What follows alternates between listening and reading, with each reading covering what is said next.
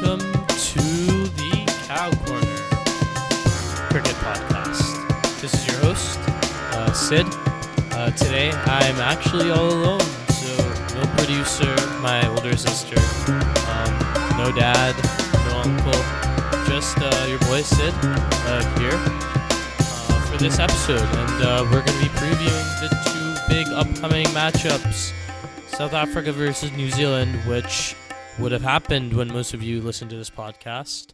And then India, the hosts, playing England at the hallowed Wankhede Stadium. So two absolutely juicy matchups coming right up these next couple of days. So moving on to the first matchup, South Africa versus West Indies. You know, in past editions of white ball tournaments, this has been a matchup that has favored the Kiwis, winning in 2011, 2015, and 2023 against South Africa in two semifinals and a quarterfinal, I believe. However, if you look at the actual odds behind this matchup, South Africa are considerable favorites. So you need not look further than the previous matchup between New Zealand and South Africa at Ahmedabad, which I think favors South Africa, where South Africa was able to easily chase down New Zealand's 175 in 17 overs. So South Africa look big favorites in this matchup, actually. And of course, because this is a match, a knockout stage matchup, there is a reserve day available in case there's any weather-related shenanigans. So these, maybe if the match doesn't happen, there's still time for you guys to listen to these predictions before the match. Anyways, so what are the key storylines coming into this matchup, right? So South Africa, clearly big favorites. I think maybe India is still considered favorites to win the tournament. But South Africa has got to consider themselves the most likely challengers. They are as of yet undefeated in this tournament. They've won in every which way, that super over thriller against Afghanistan, double super over thriller, in fact. And then, also winning comfortably against powerhouses like West Indies, New Zealand, as mentioned earlier. And then you look at New Zealand losing their last matchup against England in a really close encounter. They've also had to transition between India for their initial group stage matches, then having to play in Sri Lanka for the Super 8 matchups, and now they once again have to travel back to India for this matchup at Eden Gardens in Kolkata. While South Africa have had that continuity of being able to play in India, especially, I think in the bowling department, playing in India will probably benefit both sides. I think for South Africa, it benefits them more, probably because of their lack of spin options behind Keshav Maharaj. Having, those solid pacers in Lungi Ngidi, who is the highest wicket taker left in the tournament. KG Rabada, of course, the workhorse. And Marco Janssen, Corbin Bosch, all bowling, in the 140 plus click range. And then you have Keshav Maharaj, as we explained, Hayden Markram, who can be effective in the first couple overs. So, very, very strong side, a side that knows exactly where their strongest 11 are, so shouldn't be any surprises there. Then you look at New Zealand. They're going to have to make some changes, I think, coming into this match. Most likely Novish Sodhi will be in this match due to the conditions, and instead we'll most likely see either Cole McConkey or Jacob Duffy or Jimmy Neesham stepping up into that role instead of the leg spinner. So I think my prediction is, South Africa is able to bat second. I think it's a slam dunk win. If New Zealand, of course, because of the dew, and South Africa having chased against New Zealand before, will fancy themselves in similar conditions. But if New Zealand is able to bat second, win the toss and bat second, and make some inroads into South Africa's extremely consistent top order and test the middle order. To South Africa's credit, their team is just perform from top to bottom, right? Like, even if the openers don't perform, then you have Rickleton. Even if Rickleton doesn't perform, then you have Brevis. Even if Brevis doesn't perform, then you have Miller. So just an absolute powerhouse team. It's going to be very difficult for New Zealand to dislodge and defeat in these conditions. So I think South Africa got to look at themselves as strong favorites. Of course, it is South Africa, but they've gotten that ICC trophy trout off their back now. So I expect them to win comfortably in this match, especially if they bat second. But let's see. Exciting matchup. So now moving on to our second matchup, and that's going to be India-England. And if ever there was a team that, if you look at the parts themselves, right, I would say, you've got some quality players in England like Harry Brook, and, Will Jacks has been playing quite well as well. Jofra as well, as a pacer, Adil Rashid. But then, you look at the rest of the batsmen and you're like, okay, Joss Butler has been in really poor form. And you compare that to a batsman like Sanju Samson, who's been in terrific form. Then you have Phil Salt, who's been in decent nick. But then you also have Abhishek Sharma on the other side for India, right? So if we look player for player, India is a stronger side on paper at this moment in these conditions than England is. But where can England test India? England has that batting lineup that can chase any total. And, as they've shown continuously, especially in that match against New Zealand, of course, not a high-scoring match, but a match in which the depth of their batting lineup was tested. They were able to get the job done with Rehan Ahmed and Will Jacks at the end. And, in these conditions in Wankhede, it really seems hard to keep Will Jacks out of the lineup after such a performance. But it seems like he probably will miss out, as England already has two spinning all around or batting all rounders in Jacks and Bethel, who can both either side of the spin, whether it's right arm or left arm orthodox.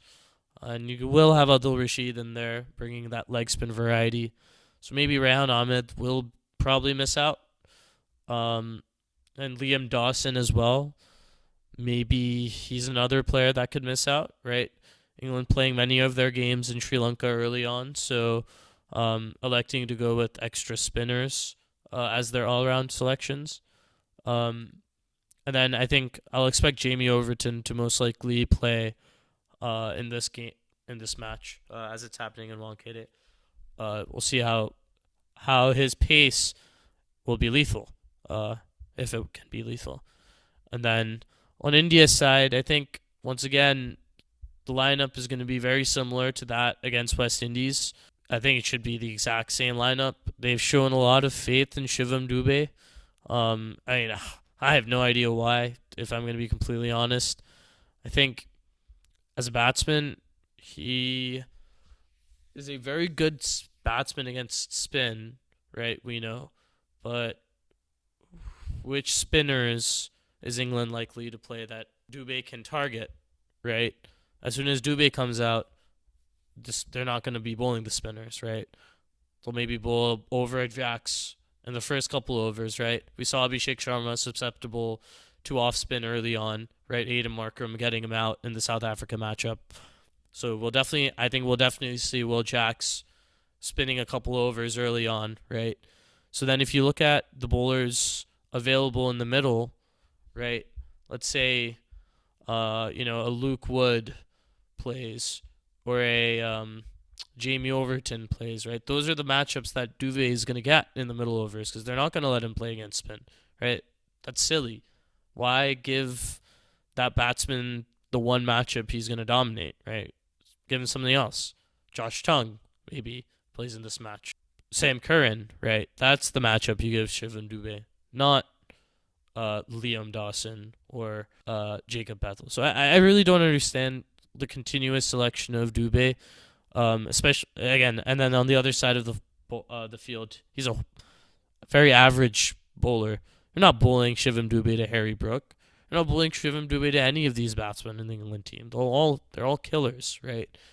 You don't want Joss Butler to face Shivam Dubé for an over, and then finally he finds his form and starts hitting sixes, right? That's the last thing you want to happen in a knockout game. So I mean, but again, like I expect Dubé is going to play because India's kind of stuck with him, even though as I'm repeating myself now, I think he's quite one dimensional and not a good enough bowler to be in there. And Sanju Samson, I think I got to eat my words on this one. I had said he should be benched. Classic recency bias, right? So, and this brings me to my next point actually, which is about young players and promoting them up the order. Because why was my first instinct to bench Sanju Samson, right? To play Ishan Kishan as an opener? Because a lot of Ishan Kishan's success, right, in that New Zealand tour came when he was at number 3, not when he was opening, because Tilak Varma was injured, right? So why did I assume that Samson would have to be the one to miss out? Of course, he was the one who was in the lean patch, right? But surely his form over the last couple of years, his inclusion in nearly all the T20Is since the last World Cup merited a selection, at least for the first match of the World Cup, right? Against USA, not a team like Australia or England or a powerhouse team. Against USA, you don't back Samson. Big mistake. Probably should have kept Varma at 5. I think that's a great position for him as a batsman. Why? No, there doesn't need to be some fantasization of having him batting at 3. Like, he's still a young kid. Let him grow more into that role before just thrusting him into the, in the top 3 of our lineup, right? Let him play those innings at 5 where he doesn't have that pressure, to take the game deep, where he can express himself more freely. Look, don't get me wrong, is an highly, highly talented player. Just because, someone's doing well, right, doesn't mean that the older player should miss out necessarily, or the one who's out of form. Just it needs to be like for like, right? There are ways of manipulating the lineup so that the players that are in form are able to, play. So yeah, I mean, that's kind of my thoughts. I think India's, again, their lineup is going to be probably identical to that against West Indies. If this match were in Sri Lanka, we would definitely be playing, I would say, Kuldeep Yadav to exploit England's weakness against spin. But this is going to be in Wankhede, and with those short boundaries, and England's, depth in batting, it's probably just a better idea to go with the Pacers and mix in those variations. So I think India will go with the same lineup. I expect England to at least bring in Jamie Overton for Rehan Ahmed. I think Rehan Ahmed served his job fantastically well in the last match.